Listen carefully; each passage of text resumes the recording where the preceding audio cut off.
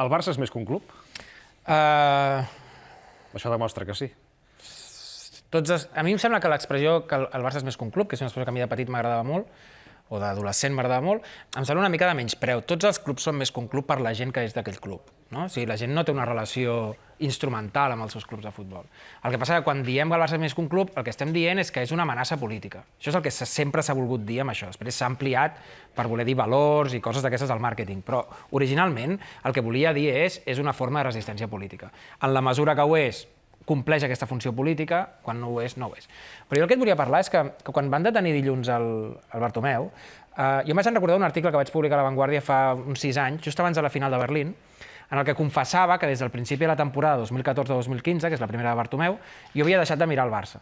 Això em va generar unes quantes bufetades, fins i tot el Mundo Deportivo va fer un article al respecte, i és una d'aquelles bufetades que et fan brillar els ulls de plaer, perquè és més un aliment que un dolor. Però per què? Perquè el meu argument era... La raó era Qatar, no? Era la publicitat a Qatar. Però el meu argument era... Jo me l'estimo molt, al Barça. Me l'estimo de manera molt irracional. És el paisatge de la meva infantesa. Tinc molts records molt purs associats al Barça. I com que la publicitat funciona, jo pensava, acabaré relativitzant la dictadura de Qatar. El meu amor pel Barça és més fort que el meu sentit de la justícia.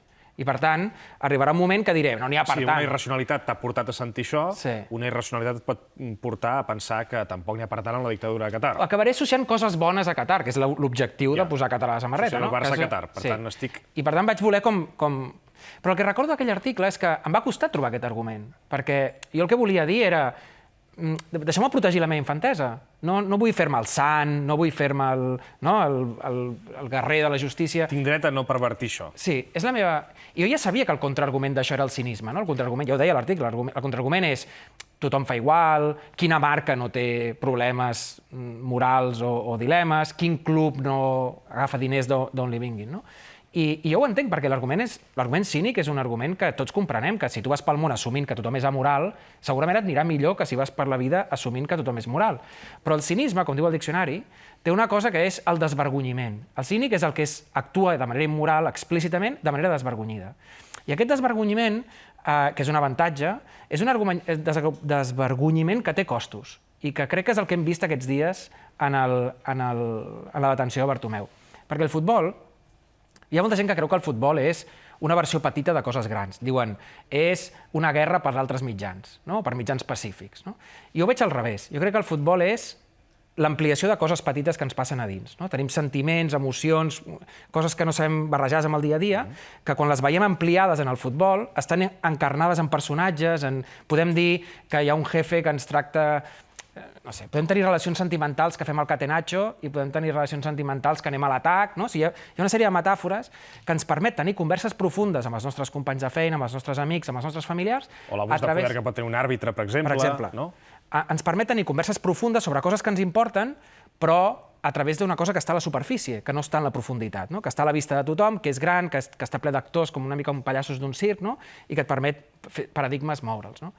I aleshores aquests dies el que hem vist és han detingut aquesta gent com al final d'un camí en el que aquest cinisme que jo deia em vull protegir una mica aquest cinisme només per egoisme, per protegir la meva infantesa, hem vist que té conseqüències, que el cinisme t'envileix i que el cinisme tu comences dient desvergonyidament poso a la meva samarreta una cosa que és una dictadura, comences així i acabes, no és que acabis corrompent, és que ja ets corrupte fent això. Ja t'has corromput per dins. Estàs enviant un senyal a tot el món que diu cínics del món, som dels vostres.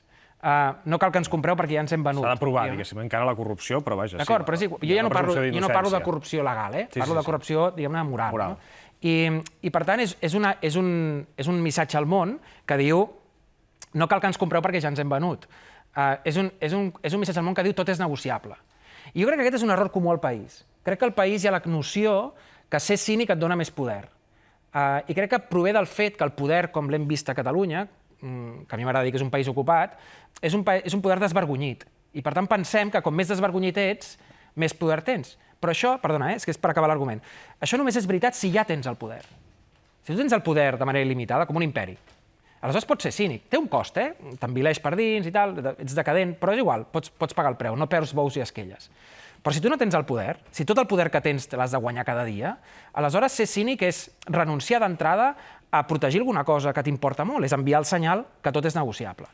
I jo crec que el que hem vist amb l'arc, diguem-ne, narratiu que comença amb la presidència de Rossell i que acaba amb la detenció de Bartomeu, és un arc en el que es veu que tu comences sent un cínic i acabes fent qualsevol cosa per protegir la teva reputació perquè estàs en fals, fins i tot cometre un delicte presumptament.